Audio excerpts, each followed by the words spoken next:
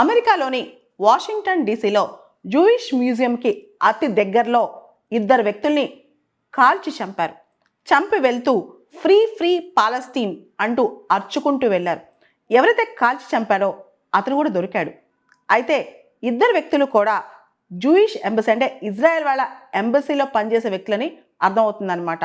వీళ్ళు Israel diplomatic మిషన్లో పనిచేస్తున్నారంట. వీళ్ళిద్దరూ కూడా యంగ్స్టర్స్, చాలా యాక్టివ్గా పనిచేసే వ్యక్తులు. ముఖ్యంగా ఈ జూయిష్ మ్యూజియం దగ్గర ఇది జరగటం, ఇది పూర్తి స్థాయిలో ఇజ్రాయెలీ అఫీషియల్స్ ఏమంటున్నారు తెలుసా? ఇది యాంటీ సెమిటిజం అని చెప్తున్నారు. యాంటీ సెమిటిజం అంటే జూయిష్కి వ్యతిరేకంగా, జూస్కి వ్యతిరేకంగా చేసే చర్యల్ని యాంటీ సెమిటిజం అంటాం. మనకు తెలుసు హిట్లర్ కూడా అప్పట్లో first world war, second world war మధ్య యాంటీ సెమిటిజం ఫాలో అయ్యారు. జ్యూస్ని వేధించడం, వాళ్ళని కాన్సన్ట్రేషన్ క్యాంప్స్లో పెట్టడం, వాళ్ళని చంపేయటం, లక్షల కొలది జ్యూస్ని ప్రపంచంలో లేకుండా చేయటం. హిట్లర్ దానికి ఫైనల్ సొల్యూషన్ అని పేరు పెట్టారనమాట. ఎక్స్టర్మినేషన్ ఆఫ్ జ్యూస్, జ్యూస్ని అంతం చేయటం అనమాట. ఇలాంటివన్నీ చేశారు. ఇప్పుడు కూడా పాలస్తీనా, ఫ్రీ ఫ్రీ పాలస్తీనా అంటూ చేసిన దానికి ఇప్పుడు ఇజ్రాయలీ అధికారులు కానీ, ఇజ్రాయలీస్ కానీ ఇదంతా కూడా యాంటీ సెమిటిజం అని చెప్పి చెప్తున్నారనమాట. ఇదంతా ఒక పక్క జరుగుతుంటే ఈ వాషింగ్టన్ డీసీలో ఈ కాల్పులు అంటే ఇద్దరు స్టాఫ్ మీద జరిగిన అటాక్ అనేది ఈ మొత్తం కూడా FBI ఆఫీస్ దగ్గరలో జరిగిందనమాట. దీనికి సంబంధించి America homeland security secretary Kristi Noem tweet కూడా చేశారు. ఇన్వెస్టిగేషన్ జరుగుతుంది, ఇది ఎందుకు జరిగిందో అని చెప్పి. చాలామంది ఇది టెర్రరిస్ట్ యాక్ట్ అంటున్నారు, ఇంకొంతమంది హేట్ క్రైమ్ అంటున్నారు, మరి కొంతమంది యాంటీ సెమిటిజం అంటున్నారు.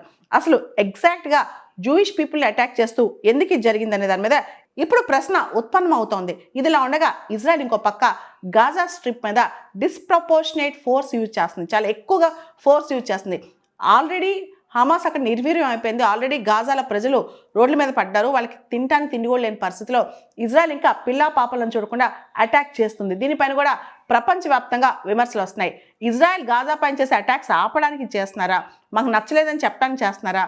ఇవన్నీ పక్కన పెడితే అమెరికా ఇజ్రాయెల్కి ఎందుకింత సపోర్ట్ చేస్తుంది, దీని మీద కూడా ప్రశ్న ఉత్పన్నం అవుతుందన్నమాట. ముఖ్యంగా డొనాల్డ్ ట్రంప్ అధికారంలోకి వచ్చిన తర్వాత కూడా ఆయన యుద్ధాన్ని ఎందుకు ఆపలేకపోయారు, ఇజ్రాయెల్ని ఎందుకు ఆపలేకపోతున్నారు గాజా పైన అటాక్ చేయకుండా అనేదే పెద్ద ప్రశ్న ఇప్పుడు.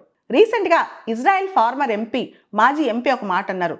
గాజా స్ట్రిప్లో ఉన్న ప్రతి బేబీ, ప్రతి చైల్డ్ కూడా ఇజ్రాయెల్కి వ్యతిరేకం, మాకు ఎనిమినే, మేము వాళ్ళు వ్యతిరేకంగానే చూస్తామని చెప్పారు. అంతేకాదు వాటర్, ఫుడ్, మెడిసిన్స్ ఇవన్నీ కూడా ఇజ్రాయెల్ వెపనైజ్ చేస్తుందన్నమాట. అంటే గాజాకి ఏది అందుబాటులోకి రాకుండా అక్కడ ప్రజలు కృషించి చనిపోయేటట్లు ఇజ్రాయెల్ ప్రయత్నాలు చేస్తోంది.